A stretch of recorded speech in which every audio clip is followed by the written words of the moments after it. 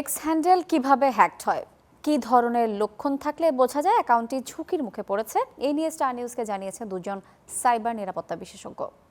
Parallel কেউ log in করে সাধারণত সেখান থেকে লগ আউট হয়ে যায় এক্সিস্টিং ডিভাইস থেকে এবং ফলোয়ার কমে থাকতে পারে, পাশাপাশি ডিপি বা প্রোফাইল পিকচারও চেঞ্জ হয়ে যেতে পারে।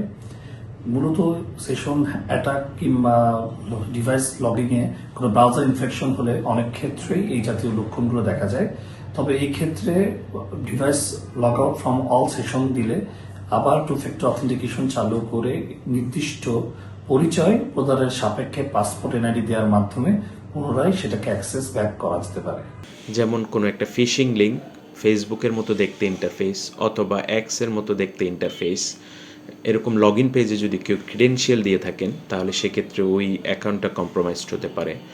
যদি কোনো উইক পাসওয়ার্ড যেমন ফোন নাম্বার, বাচ্চা কাচ্চার নাম বা এলাকার নাম দিয়ে আপনি পাসওয়ার্ড দিয়েছেন, সেই ক্ষেত্রে সেই ধরনের অ্যাকাউন্টও কম্প্রোমাইজড হতে পারে।